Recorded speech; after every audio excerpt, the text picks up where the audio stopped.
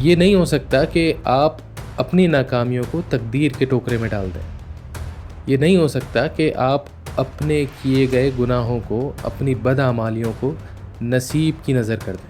اس بارے میں آپ کچھ اس طرح کے جملے بھی سنیں گے کہ انسان تو بہت مجبور ہے اپنی تقدیر کے ہاتھوں، اور انسان کے بس میں کچھ بھی نہیں۔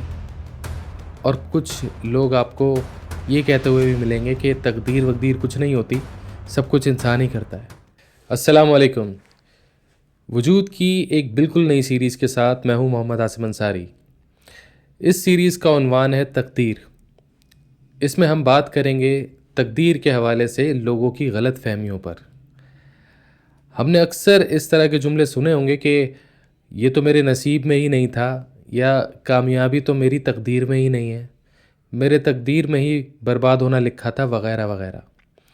ہم آج اس پر بات کریں گے کہ یہ سارے جملے مسکنسیپشنز کیوں ہیں، اور ہم اس پر بھی غور کریں گے کہ ہمیں تقدیر کے حوالے سے اصل میں عقیدہ رکھنا کیا چاہیے۔ ہم یہ سمجھائیں گے کہ تقدیر اصل میں ہوتی کیا ہے، اور ہم کیوں اس کے بارے میں اس طرح کے نیگیٹو اوپینینز رکھتے ہیں۔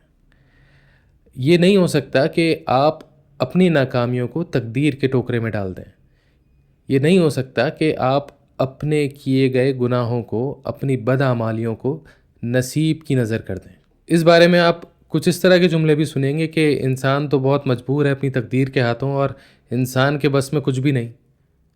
اور کچھ لوگ آپ کو یہ کہتے ہوئے بھی ملیں گے کہ تقدیر وقدیر کچھ نہیں ہوتی، سب کچھ انسان ہی کرتا ہے۔ ہماری رائے میں دونوں ایکسٹریمٹیز ہیں۔ ہم یہ سمجھتے ہیں کہ یہ دونوں کانسیپٹس ہی غلط ہیں۔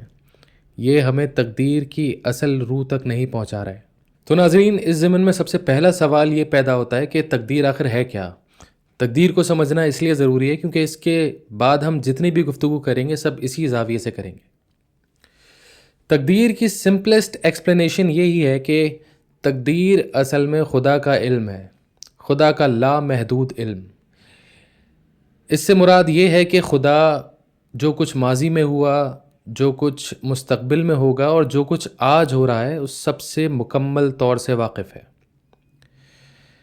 اس سے مراد یہ بھی ہے کہ خدا کے علم میں کوئی کمی یا زیادتی نہیں ہوتی، کیونکہ جو چیز پرفیکٹ ہو اس میں کوئی چینج نہیں آ سکتا۔ یہی کانسیپٹ ہے اصل تقدیر کا، اور ہمیں اسی پر ایمان رکھنا چاہیے۔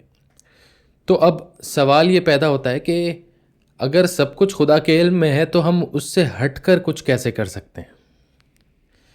یا یوں کہیے کہ لوگ اپنے آپ کو اس حوالے سے بڑا مجبور تصور کرنے کی کوشش کرتے ہیں کہ جیسے ان کے تقدیر میں کچھ لکھا ہوا تھا، اسی وجہ سے انہوں نے فلاں عمل کیا۔ یہ بہت سمپل سی ایکسپلینیشن سے واضح ہو سکتا ہے کہ یہ کانسیپٹ اور یہ رویہ بالکل غلط ہے۔ ایک مثال لیجئے، اگر مجھے پتہ ہے کہ میرا بچہ سو رہا ہے، تو کیا اس کے سونے کی وجہ سے مجھے پتہ چلا، یا میرے پتہ چلنے کی وجہ سے وہ سویا؟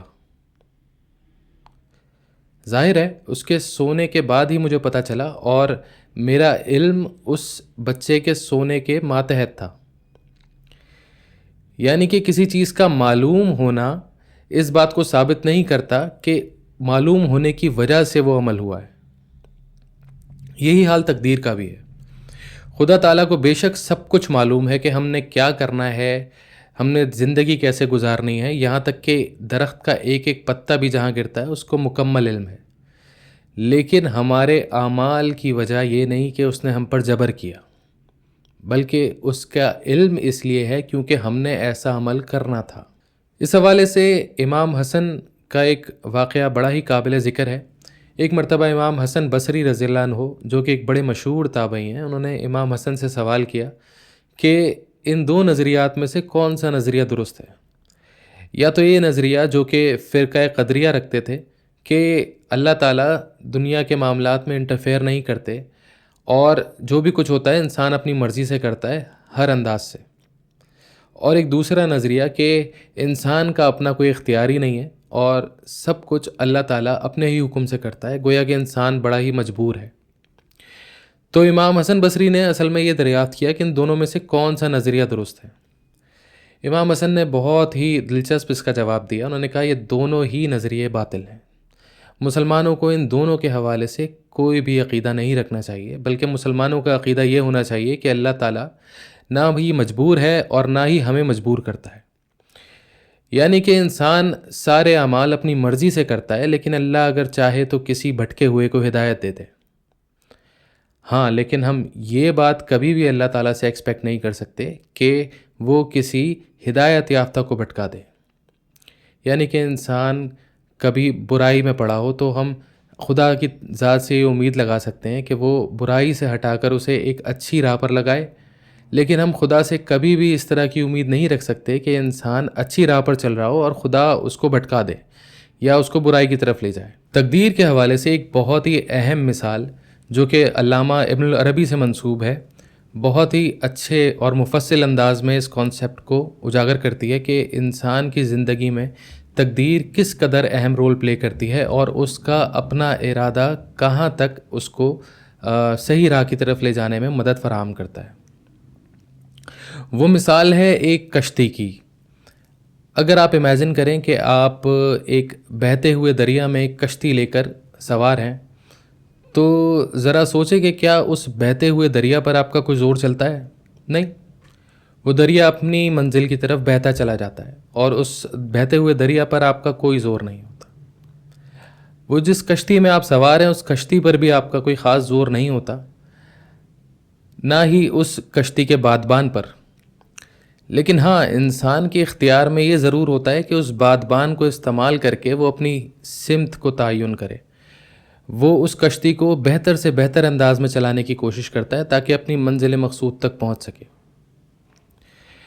تو اگر آپ یہ سوچیں کہ وہ دریا آپ کی تقدیر ہے، وہ کشتی آپ کی وہ حالات ہیں جو آپ کو دیے گئے، اور اس بادبان میں کی گئی محنت آپ کے اپنے عمل ہیں، تو آپ کو سمجھ میں آ جائے گا کہ یہ زندگی آپ کے عمل، تقدیر اور آپ کے حالات سے جڑ کر چلتی ہے. اس میں ایک اور فیکٹر ہے، وہ فیکٹر ہے دعا کا. تو دعا کو آپ اس انداز سے سمجھ لیں کہ وہ جو بادبان پر لگتی ہوئی ہوا ہے وہ آپ کی دعا کا اثر ہے. وہ ہوا کبھی چلتی ہے کبھی نہیں چلتی، لیکن انسان ہمیشہ اس ہوا سے لو ضرور لگا کے رکھتا ہے کہ وہ ہوا اس سمت میں اس انداز سے چلے گی کہ وہ اس کی کشتی کو اس کی منزل تک پہنچا دے گی. ہمیں یہ بات بھی ذہن میں رکھنی چاہیے کہ انسان کی اصل منزل، انسان کی اصل زندگی کا مقصد اس کے اچھے اعمال ہیں، اس کی اچھی نیت ہے. یہ وہ نیت ہے جس پر انسان کا مکمل اختیار ہوتا ہے، اور اسی نیت کے صلے میں اسے جزا یا سزا ملنی ہے. تو انسان اگر یہ کہے کہ میں مجبور تھا اور میں نے تو کرنا ہی گناہ تھا تو مجھے سزا کیوں دی گئی، یہ بات قابل فہم نہیں ہے، اور یہ کوئی ایسا بہانہ نہیں ہے جس سے اس کی نجات ہو سکے. تو ہمیں اپنے نصیب کو، اپنے عمل کو، اپنی نیت کو، اپنی دعا کو اس کی پراپر جگہ دینی چاہیے. اپنی زندگی میں ان ساروں کے ایفیکٹس کو خود قبول بھی کرنا چاہیے اور اس زندگی کو اسی انداز سے گزارنا چاہیے کہ ہم اپنی منزل مقصود تک پہنچ سکیں. اب اس معاملے میں ایک بہت اہم سوال اٹھتا ہے کہ جب سب کچھ اللہ تعالیٰ کو پہلے سے ہی معلوم ہے تو یہ کیسے ہو سکتا ہے کہ انسان عاجز نہ ہو؟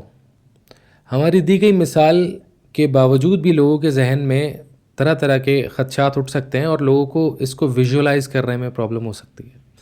تو ہمارا اگلا سوال اسی حوالے سے ہوگا کہ کیا انسان کی تقدیر اسے عاجز کرتی ہے یا اس کی رہنمائی کرتی ہے؟ اس سوال پہ ہم مزید ڈسکشن کریں گے اپنی آنے والی ایپیسوڈز میں. تب تک کے لیے انتظار کیجیے گا. السلام علیکم.